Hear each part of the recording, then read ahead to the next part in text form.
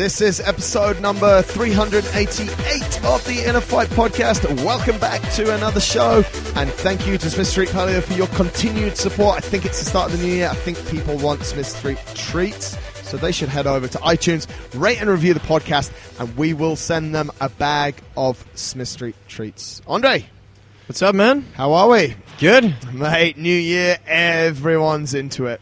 Everyone is ready, and we got a lot of things coming. Mate, what's your thoughts? What's your initial thoughts on people detoxing after? I mean, this show is, the title for this show, folks, is It is 2018. It's time to start dominating. That's what we want you to get out of the show. We want to know how you can do that. So that's why I want to kick it off with this, mate. What's your thoughts on detox? And I want to go 3-day, 5-day, 7-day, and 1 month detox, and that'll probably be about the end of the show. I don't believe in any of them. Really? I mean, okay. Unless it's sustainable, yep, don't do it. If you're trying to make like a huge change in your life, and that can be kind of the bridge to the next step, yep, then I can see it can be a good thing. But generally speaking, I think whatever you're choosing to do, it always have to be something that you can see yourself doing in 3 months, 6 months, 2 years. I'm going to be devil's advocate. What if I say, I agree with you? Go. Because I do agree with you, but I want to argue because it's good. Let's go. People want to hear an argument. They want to see a fight. They want to see it on YouTube. They want to see... Okay, I'm going to do a detox to reset things. Am I allowed? I think... Well... Yes, then maybe in that sense it's a good chance, but as long as that doesn't mean you just reset it for a week and then you go back to your crap habits. You gave the answer. It's almost like this was rehearsed. So you gave exactly what I was going to say. Yeah, because that's my thoughts, mate. So where that question comes from, I was thinking about it. As we do, mate, we're motivational people. We're training people. We know this is the time, literally, to inverted commas cash in. We want it. This is where we make money. We're busy. We're busy at this time of year. We are not busy in the summer months when people are on vacation. We are not busy in December. Just have a look at my gym. We are busy now. This is where we cash in. So we're all fired up. We're ready to go. But I was like, I saw all this stuff. Instagram's one of my favorite feeds, as people that follow me will know. And I'm like, everywhere it's like, detox this, one and paid ads and sponsored this and that and the other. I'm like, I wanted to get really fired up about it, and I wanted to create a big video, and I was like, no, hang on, just think about this for a couple of days, because I was like, my immediate reaction is, detox is bullshit. It's just, it's nonsense, because what's going to happen is exactly what you said. People go back to their old traits. And then I was like, hang on a minute, what if a detox just is a kickstart for you? Because, for example, Natalie, my girlfriend, she's actually on the Heidi Jones detox. Right. And first I was like, what? Really? But I kind of get it when she explained it to me. How did she explain it then? Let's go through that. Well, she explained as, it's a good start in the year. Yep. It's going to reset a lot of things. Yeah. And I know her. She didn't have bad habits before. It's simply just an add-on. It's almost like if I started taking, I don't know, whatever, extra fish oil, or I decided I'm going to sleep an extra hour, or I'm going to do an extra hour of work. And even though it might stop after a certain period of time, it's still been at least a good kickstarter for the year, or it just sets the tone. Let's give Heidi's as an example. Yeah. She put out, what was it? 7 days of this drink in the morning that's full of everything. Like, I don't even know. There's so many different ingredients. Holly did it.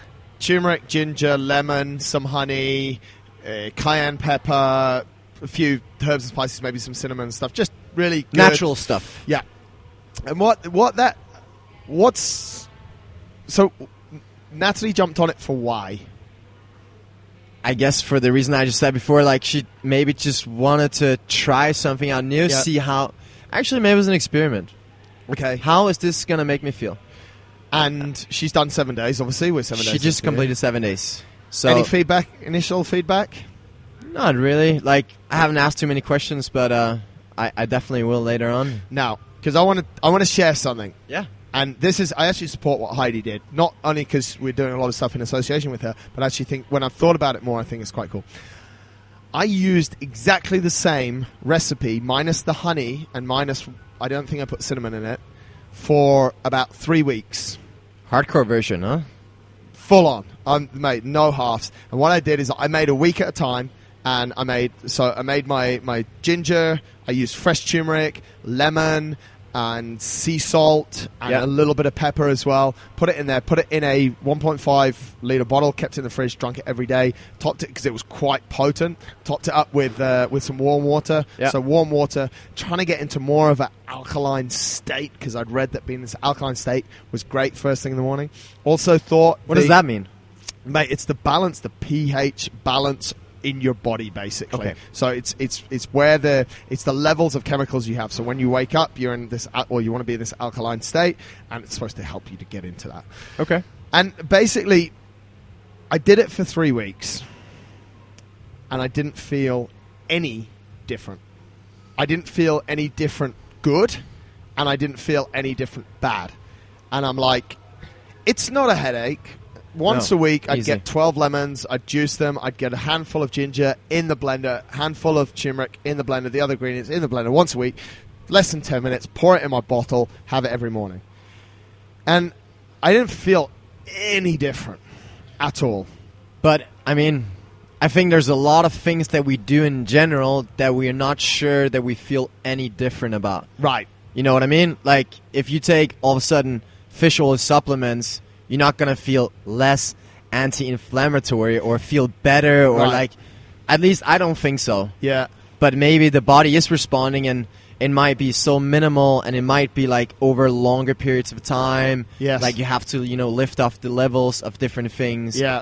It's not like if you start taking D vitamin tomorrow, you're going to feel great. Yeah, exactly. It's over a long period of time that the levels will increase, etc. So it's always difficult with those kind of things. It's super difficult.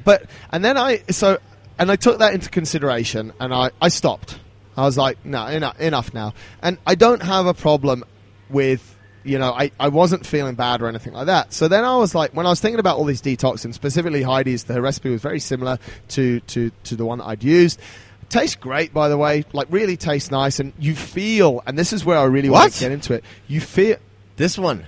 No, it tastes nice. Okay. Mate, Natalie, you're nice and I'm nice. She doesn't like it. No. She needs to reset her taste buds. No, it's nice, mate. It's nice. The Heidi's, you can even put honey in it. Yeah, I know. That'd be super nice. Really? No, next. But one of the things I was thinking, same along the detox the other day, I was like, you know what? I was doing it, why? And I was starting to think, why did I start doing that? And I thought, well, I think it'll make me feel better. And it didn't, so I stopped. But for a lot of people, and this is where I want to dig into it, and this is where I actually do support a detox period. For a lot of people, that simple discipline of having that drink is one thing.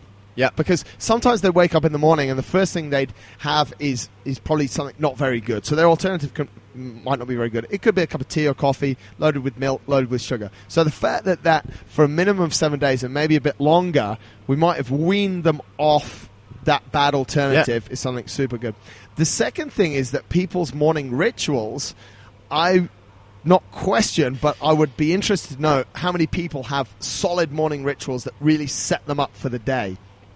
That simple effort and that conscious effort of making that drink every morning is a morning ritual that actually could set people up in a great way for the day. Yeah. So it's like we've just sort of discussed there. I think it is difficult, but I do think for a very varied number of people, it is something that you can really take advantage of and get into. What you said, though, in the opening part there is that what do they do after the detox? Exactly. I mean, most often, I assume that the classic detox people that hit them every year and every time they pop out, they always go back to the old rituals, which are the crap ones, like where there's nothing good coming out of it. But if you said, if that little change in their daily habit can give them something in the long run, such as like changing the morning routine, maybe they don't keep doing that drink every morning, but they're getting up a bit earlier and they're preparing their breakfast or they're preparing their whatever they need to prepare, that might give something in the long run. But we can even talk about the 1,000 burpee challenge we're doing. Let's do that then. 1st of Jan, we had how many members show up to do 1,000 burpees? Well, I kind of con them. But no, on that day, mate, I think 12 or 14 people got through it. Yeah. Which full was 1,000, and there was a lot of other people who did just 1 hour. Yes. Just 1 hour. Yeah. And that's sort of also a detox. Because Yeah. health-wise, that might not give the biggest health benefit Yeah. if we look at from a physical perspective, but if we look at the mental perspective and like just in general health-wise, mentally. Yeah, mentally, exactly. You know, it gives them such a big drive for. There's nothing that's going to come bigger on their way, at least for a long period of time, and they're going to feel like they've accomplished 1,000 burpees on the 1st of Jan, where everyone is sleeping, hungover, doing nothing. Yeah. They're going to come and crush it, whatever they're going to do from there. Yeah, I absolutely agree, mate. And it's quite funny. Around 14 years ago, I decided that I would make sacrifices in January, and one of them was alcohol. At that stage, I drank a little bit more than I do now, but still, I would never drink in the week. I would only have some drinks on the weekend, and I just decided that through December and the festive season, I was back in the UK, and I just sort of felt like I'd overindulged too much. The fact of the matter is that I probably hadn't. As I said, I didn't really have a problem with alcohol, but I was like, you know what? 1st of Jan, I'm going to just not drink in January at all, which actually the first year was not super hard, and it's never been hard since. So it's kind of like, it's not something that's hard, but it's a mental discipline. And I added to that, again, I don't have a lot of chocolate, but there isn't a chance. Like now, because I don't have a lot of chocolate, generally, I love chocolate, but I don't have a lot. But so if I want to have some, I'll have it. Because I know that I don't have it every single day, or I don't have it every single week. But that's off the list as well. And I just put a list together of stuff that I don't have in January. And, 2 years later, bread was on that list. And I haven't, not 2 years, about 5 years later, I put bread on that list and haven't had bread since either. And it's kind of like, it's not... The point that I'm making here is that alcohol and chocolate wasn't a massive part of my diet. It wasn't killing me. I wasn't obese. I wasn't out of shape. I was still in good shape, and I had those things in my life whenever I want them. Yeah, I don't really crave it on a random Tuesday night, but still that discipline and that mental strength and that sort of almost mental game of not having them for a month, of abstaining for a month, is something that I think I still benefit from now, like 14, 15 years later, of not participating in any drinking or any chocolate in the month of January. So I think there are different things, but the main part of my message in the video that I never made because I would have got in trouble, I don't know who from, but someone would have got upset, is what I want people to do is think about the smallest changes that they can make in January, but they can sustain for a whole year.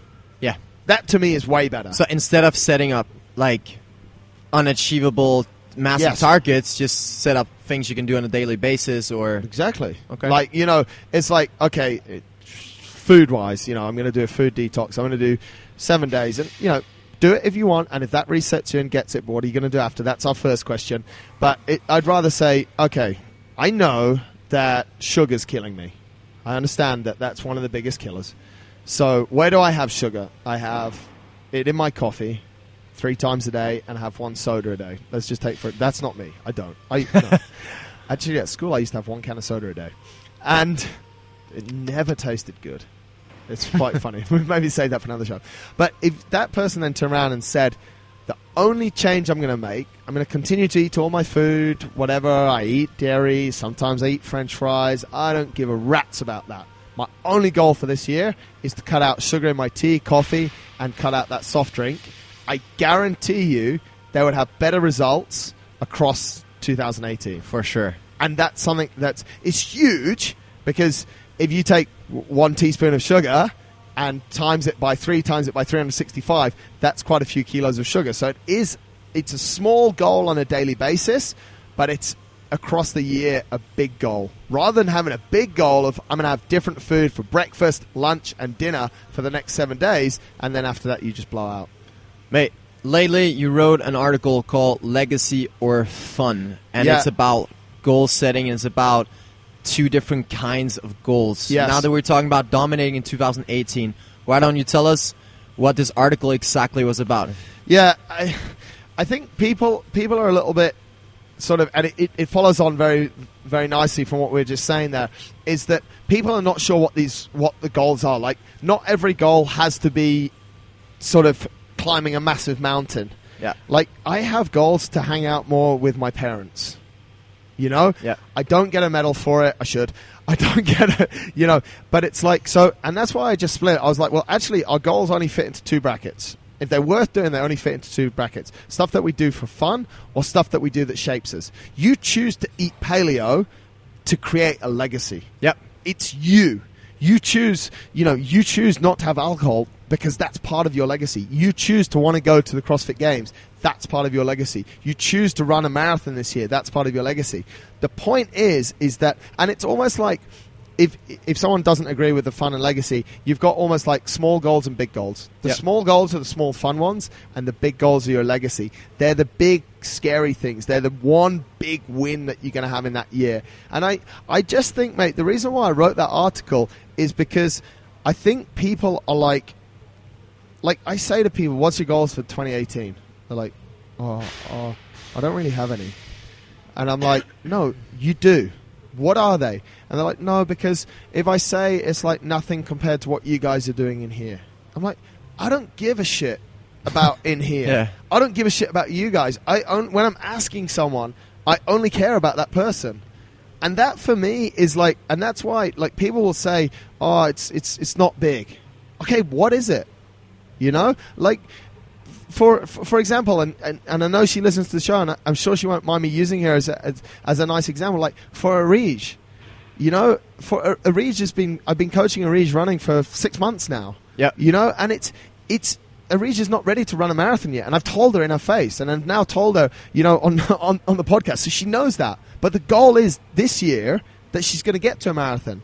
And when she said last year she wanted to run a marathon, I was like, let's do the 10K first. And she was like, yeah, I trust the process. Yeah. So it's not that but for Arij, when she finishes the 10K at the end of this month, for me as a coach and for her as an individual, it is the biggest thing ever. Yeah. It's like that to me is at that particular point is the Everest in that relationship.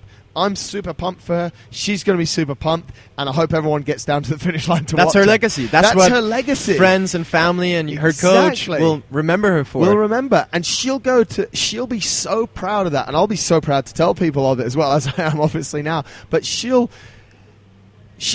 children will know that. Yeah, and they'll know that, and she'll be able to tell you, like, I know when I first ran a marathon. Like, yeah. I know exactly when it was. It was 2010. Like, I know when it happened. I know the day. I know exactly, because that's these are big milestones. So the sugar in your tea is something, but these big things in your life are your legacy. And the other goals is you have to set fun goals. You have to set small goals. It's like you do with Natalie. Like, there's time dedicated for her. But I think that a lot of people struggle to understand that's actually a goal. I think they're scared to mention or even think about these goals. I think it's easy to say, it's easy to find a goal like running a marathon. It's very hard to complete. Yeah. But I think for a lot of people, they don't even look at like, oh, yeah, a goal could be to spend more time with my best friend or call my mom a lot more. Like, why is that even a goal? Like, that's a huge goal. Yeah. Even though that's in the fun part. Yes. That's a super, super important goal. And it was highlighted. We had a meeting there earlier today with the whole team, with the whole company. And, you know, one of Carmen's goals was to call home more often. Like, it's so small in the grand scheme of things. It's like, wait a second. And that's at the top of her list for this year. Yeah. Like, screw CrossFit Games, screw this, who cares about a salary? My main goal for this year is to call my parents more. Like, holy shit, this makes shit super real. Yeah. You know what I mean? So, and is that a legacy? Is it fun? You could argue. But it's a small goal that she's going to do often that's going to make her super happy and going to make those that she loves super happy. So that's really that's exactly what that article was about, mate. It was about, just if you're having trouble with goals, and I think this is the biggest thing, and this is one of the things that we're going to discuss on the retreat that we're having, which actually this podcast, we're recording it now, but it comes out Thursday 18th. When people listen to this, we will be on the retreat. It's on the Friday the 19th and 20th of this month. And what we'll be doing, we'll be helping people to break down and set those goals. We're not gonna wave a magic wand in front of your face that suddenly you're inspired and suddenly you have goals, but we're going to ask you some interesting questions that makes you start to think about what a goal is and how to set them. And that's the biggest thing, is that people start to write them and they're like, oh, I don't know how to do it. So I split them down. Fun and legacy. Fun goals is a small goal. Doesn't require that much what did it say? Let's quote it directly, because I think that's probably easier than me trying to make it up. Doesn't require much preparation. It's something you'll be able to enjoy throughout the whole process. Legacy, big scary goals, thing people remember you for in 20, 30, 40 years. Mind-blowing, impressive, and says something about you, your integrity, and what you stand for. The bigger the goal, the more you learn. That's probably true and not true, that last bit. I think we're reading it back. I think, yeah, you do learn a lot, but I think you also learn a lot from those small goals. Mate, another thing that we should jump into when talking about goals, and I know you're big on this as well, is you have, where's the notebook? Like, you have a notebook that has like 4 notebooks in it. Yeah. Explain us the concept of your notebook. Well, I actually just got it, so I just started using it, but 2 days ago. A lot of I haven't divided exactly up for which part is what, but I have one part that is full of my goals. The first part of it is 2017 reflection. So I wrote down, same as I wrote for 2018 now.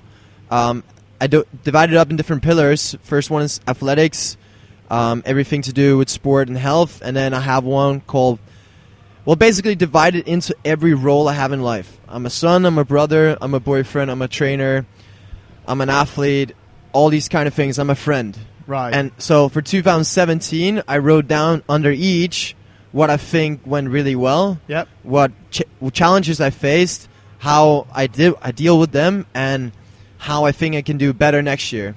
So that linked over to... Sorry, mate, to jump in, but I think this might be helpful, because it's not too late now. We're still mid through January. Yep.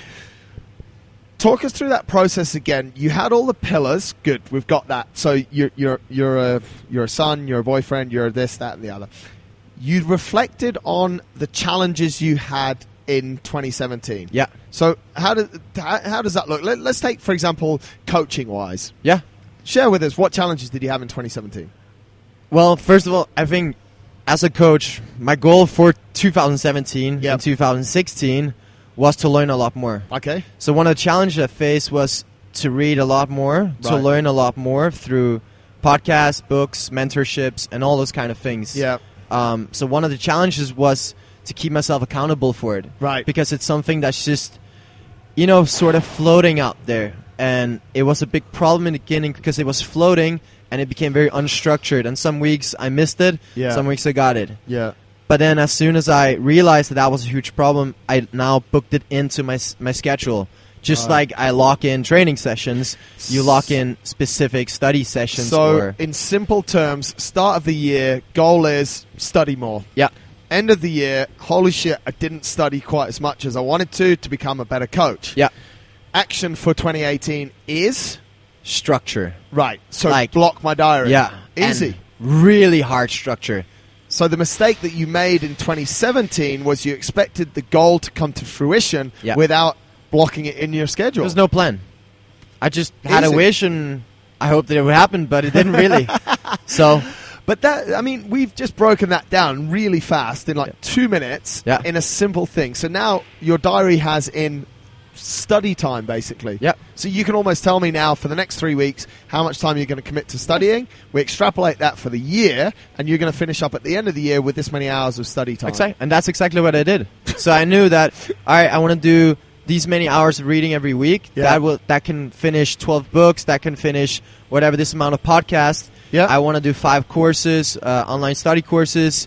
I know I can finish all 5 courses within the year. Yeah. So, all right, it takes me about 25 hours to finish this course. Yeah. If I do 4 hours a week on this course, I know I can accomplish this amount of course in a year. It's so freaking simple. It's math. It's so. How many people, though, are sat there, do you think, listening to us and going, what are these two monkeys talking about?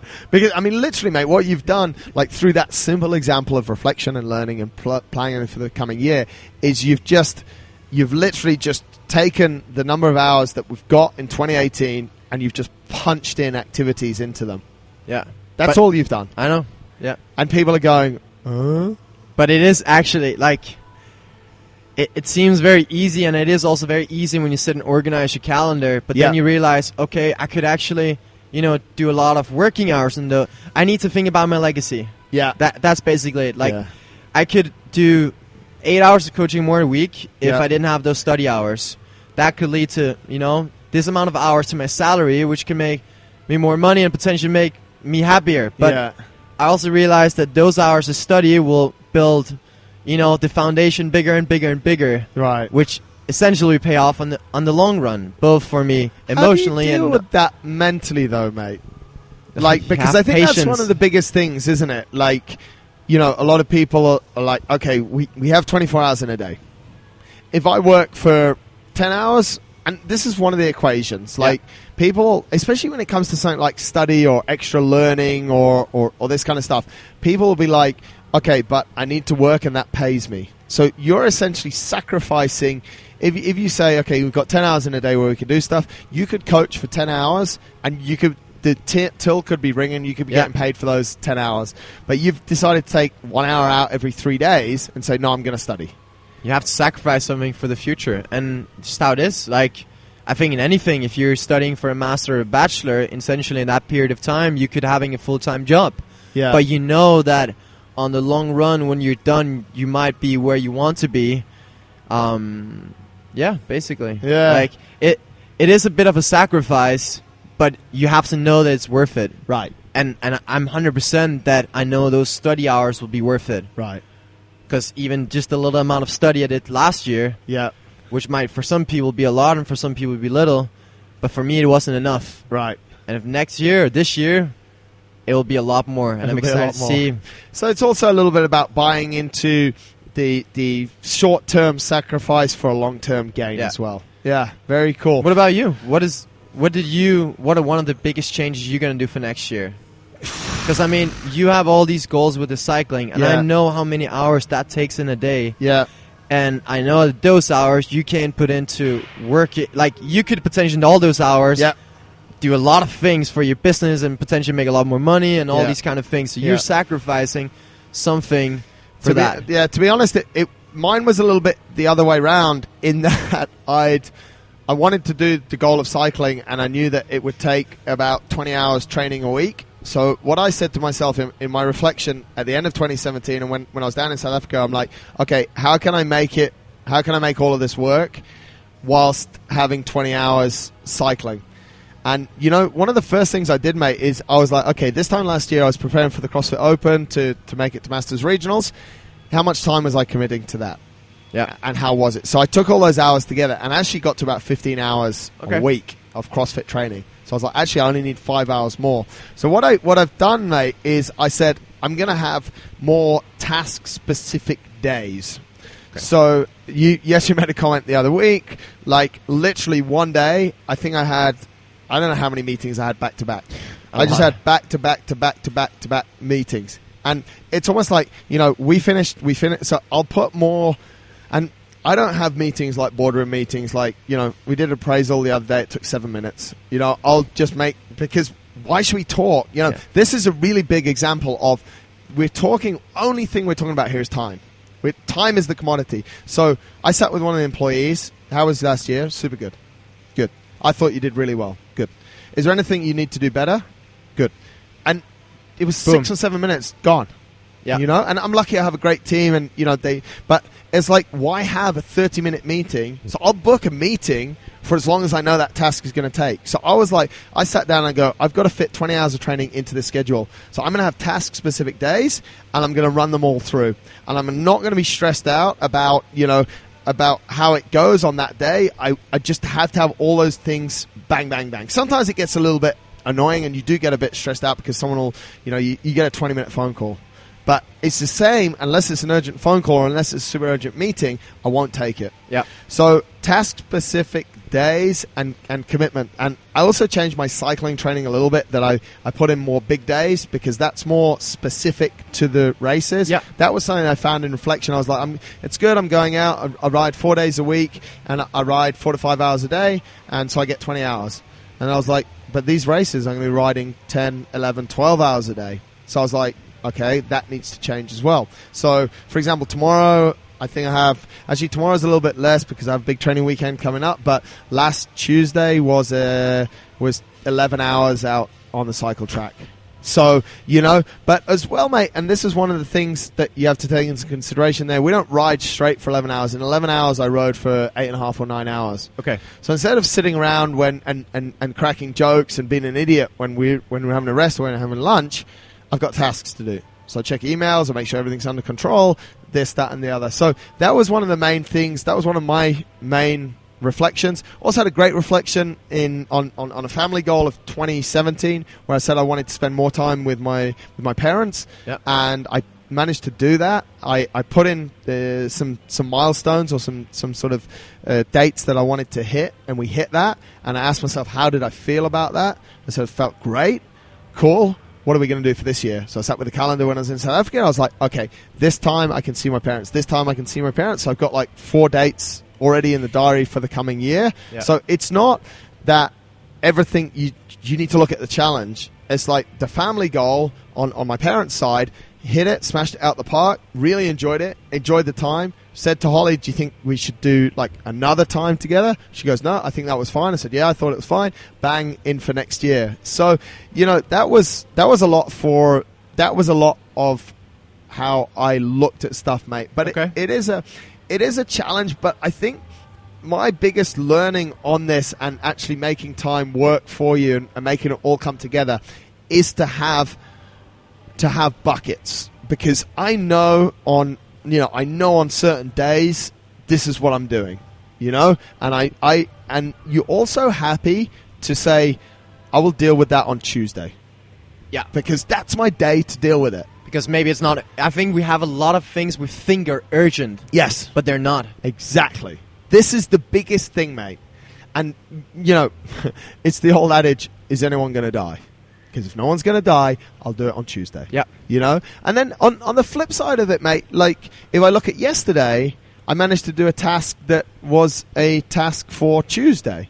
Uh-oh. So, but the thing is I had to flip one thing around, and I'd finished the tasks for Sunday, but I still had another hour. I'd finished an hour early. So I was like, okay, what is there anything that I can do now that's not going to cause stress, that's going to be super cool, that I can prepone, that'll free up some time on Tuesday? So it's kind of like really having to win big on your goals, you have to be a master of scheduling and time. That's the bottom line. What's your go-to schedule? Old school? Are you on the computer, on phone? Phone? Everything electronic, mate. Yeah, everything electronic. I think we were joking about your notebook the other day, and actually I downsized my moleskin notebook that I've had for 5 or 6 years to a smaller one, and I've only written in one page.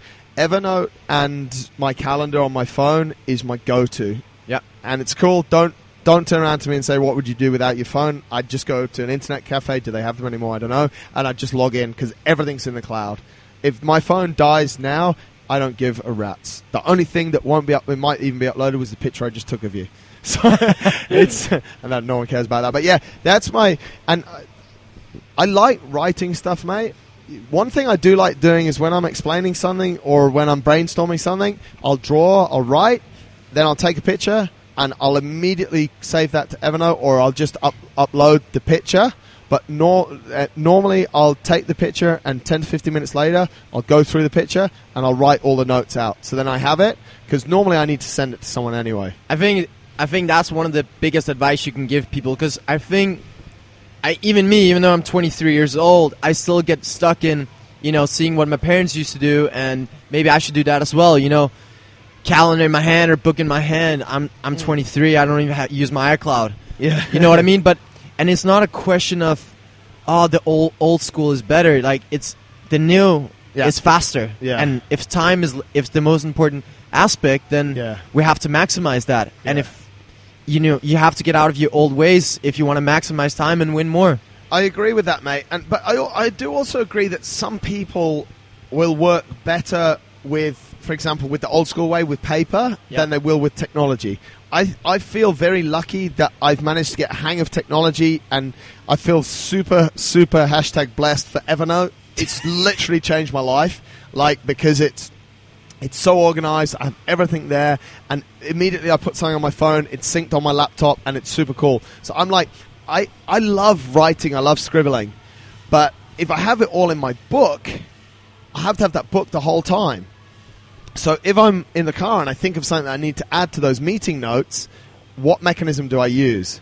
And I haven't built myself an infrastructure to do that. What I have got is I've got the infrastructure of Evernote. So if I've had a meeting with you today and I've written it all in my diary, but then, I don't know, tomorrow morning I'm out on the cycle track, it's very difficult for me to add to that note. Yeah. We should have Evernote as a sponsor for this show. We should have Evernote as a sponsor. They probably don't need a deal. But I can whip out my phone at the next sort of refreshment stop or the next toilet stop, and I can just add to that note. And it's there, and it's clear, and it's everything. And if I need to then suddenly you have a problem or you didn't know what we spoke about, I can then just go in, I can copy it, I can drop it in an email, I can send it to you. So I feel that there's a big space, and a lot of people still able to work incredibly efficiently with goal setting. For the retreat, we're giving people a journal. Boom. Because people are not writing stuff down. That's the bottom line. Now, if someone turns around on the retreat and says, I don't want a journal, I'll be like, okay, why? Because I use Evernote. I'll be like, can we come closer? Homie, come here. Come here. I feel you. You know what I mean, mate? Because it's not, like I say, I found something that works super good for me, and I'm happy with it. I find waking up at 4 is good. It's good for me. It doesn't work for everyone. Don't everyone do it. But I think you have to find, the biggest thing is disorganization. Disorganization is poor time management. Poor time management, you're already losing. Yeah. You're losing whatever, what's going on, because you just don't know what's happening. So it's like, I wrote on a bit of paper and I don't know where it is. You know what I mean? I'll have a meeting. And that's what's cool about Evernote as well. It just takes the document and just puts it straight on the meeting notes, and and it's always there. It's a filing system. It's always there. So that's my go-to, and that's generally what I'll use, mate. So. Well, we're kind of talking about, generally speaking, accomplishing goals, because now we talked about being organized. What do you think are the other pillars or other aspects of being able to accomplish big as well as small goals? I don't think, mate. I know it's super simple, and it's one thing that you said, and that's why I wanted you to say it and not me to say it, because you said, I'm willing to do that study because I know in the future it's for the better. Some of your goals are long term. We started off talking about a 7-day detox. It's quite short term, although the 3rd day might have seemed a long way away. You have to be willing to buy into this temporary sacrifice for a longer term pleasure. That's the main thing. You get that in place. You then have to focus basically every single day on the process. Yeah. And this is one of the biggest things, mate, and you've highlighted it quite well here, is that so much of what you do daily contributes towards your bigger goals and contributes to what's going on. The fact that you wake up at a certain time contributes to the fact that you're being able to be successful. What we said about the mental side of the detox and the mental side of the burpees contributes to people's success. That's the bottom line. Right. So it's this focus all the time that we put on the process. Another thing as well, mate, is what I think is super important, and this is what we sort of work super hard the whole time to create, is a good work environment. If you've got big goals and they're about CrossFit, don't go and hang out with a bunch of bodybuilders. They're going to tell you CrossFit's for douchebags, it just doesn't work, it's this, that, and the other. You know what I mean? So you have to find... and this is, I think, one of the hardest things. If that people want to change and do things differently, they have to change their environment. And we're generally not comfortable in different environments, like when we go into that new environment. So, future short-term sacrifice, future pleasure. stay focused the whole time, every single day. Like the steps, especially when you get closer to a goal or when you get closer to the top. At the start, let's look at weight loss. It's going to drop off and drop off and drop off. The hardest things, and someone sent me a picture the other day that in time I'll share, but a guy who came into the gym 2 years ago that was actually pretty fit and was always the best at sport. He was super good. He went the last sort of yards to get those last 6 or 7 kilos of fat off. It's easy for fat people to lose weight if they do what we say. It drops off. It's not easy to do it, but to get the weight off, it drops off. These last yards, so you have to stay focused on it all the time, and you have to be in a good environment. I think if you get those things, you know, and then we talk about integrity and grunt and grind and hustle and stuff. Like they're in those big titles, mate. But so what is a more practical advice? Like staying focused every day on the process is again easy to think and to say, but is there a tool you found good to use on every day, whether it's like a picture of, you know, if you want to lose weight, a Photoshop picture of you like ripped on the fridge, or it's like a daily journal? Or to be honest, mate, I personally, because I think I have a little bit of focus and I've got stuff in order in Evernote, I don't feel I need to visit it daily. For a lot of my clients, though, I'll get them to do daily journaling. I'll get them to do reflection at the end of the day. Like, what just went well today? What was challenging? Write it down. What are we going to fix tomorrow? Similar to what we were talking about at goals at the end of the year. I'll also get some clients to do forward thinking. So we'll be like, okay, what are you looking forward to today? Yeah. You know? And that's, as I said in the meeting earlier, like, I want to wake up every morning and I just want to go, this is it. Like, I'm ready for today. And I think that's one of the most important things, you know. But I don't feel, and maybe I'm a little bit different, I don't know, but I don't feel that I have to look at my notes every single day. No. I know. I've set my goals. I'm clear. I know what it takes. One thing I do look at every single day is my calendar and Evernote. I look at it pretty much first thing in the morning, and I look at it pretty much last thing at night. So I do, but I don't look at my goals list. I just look at what's happening now. Once a week, I deload everything and I upload everything. So I plan the next week coming, and I look at what everything's got to happen. So that's really, but you know, some people, I've got clients that do that will Photoshop stuff and stick it on the fridge. I've told people to take their body analysis and just go and stick it on the fridge and look at it every second of the day. Keep it real. But I know where my markers are at right now. I know what my power is on my bike. I know what all of this stuff is because I have this awareness of these goals. Some might say that I'm a little bit better at setting goals than others, but that's kind of where it's at, mate. So there are those tools, and sort of we mentioned a few of them there, but what you just have to find a tool. What works for you might not work for me. And that's where you need to get into those resources. And like you said, you need to get into a little bit of learning as well to try tools out. Like, mate, let's take one that's, and we don't have too much time left, but I just want to hit this, the last sort of thing we hit on, is a lot of people are talking about this app called Headspace. And listen, if Headspace works for you, I love you, and I love Headspace. Like, if it helps you get better in the zone, if it helps you bring focus into what you're doing, use Headspace. Use it every day. Use it for 10 minutes. Pay the guy. He's a good dude. He's working hard. He needs to eat. He needs to drink. I love you. But I tried Headspace. And I did it for 3 days as part of the first 7 days trial. And I couldn't get it. I couldn't work with it. It didn't work for me. Yeah. Is my way the best way? No. Is your way the best way? No. Is your way, and this is one thing I want to say to you, mate, how many times over the last 2 years have you changed your way? Well, actually, there's a few changes often. Often? Yeah. Right. So what you do is you pick an idea, you test it, it works, and you do it. What happens? It stops working, right? Yep. So what do? Change. Exactly. I think one of the biggest takeaways on the last few 6 points we just mentioned is that they're all accessible. Yes. Like anyone with whatever resources you have. Yeah. Okay, you might not have resource Evernote, but commitment, hard work, and all these kind of things, environment, that's all something that everyone could start doing tomorrow. Exactly. Or right now, basically. Exactly, mate. Exactly. And I think that's really it's difficult.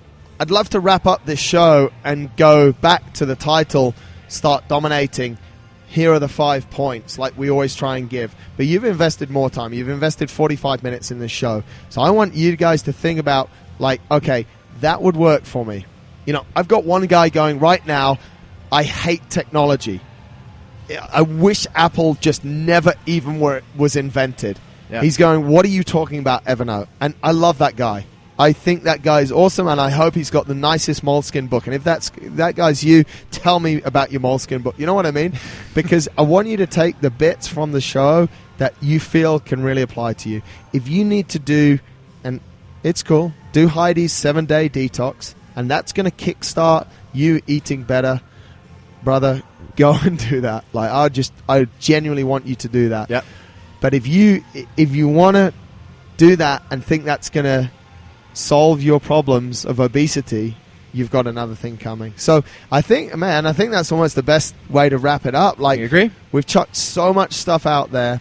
Try a few things, keep learning, and just know who you are and know what those goals are. And there's going to be different tools that take you there. Along the way, you're going to have to change. You said it so blatantly, mate. You just have to change. Something will stop working. You have to change. And if you make the right changes at the right time, you'll win, you'll dominate, and you'll have a good time. That's it? That's it. What a show. That was 388. Mate, good questions. You got me pretty fired up there. I like that. Good. That's the show, folks. Thanks a lot for listening. Make sure you check out Fitness in Under 3 Minutes. And if you listen to 386, you'll know about all those guests that Andre has been in touch with. And, mate, you've got a lot of them booked in now, so we're going to have those guys coming up. Very soon. Have to stop listening to me rant for 45 minutes. But we want to do more listener Q&As. We've got some great feedback from the last one. So, folks, thank you so much for your support. Please keep checking out the Fitness in Under 3 Minutes. Until next time, take it easy.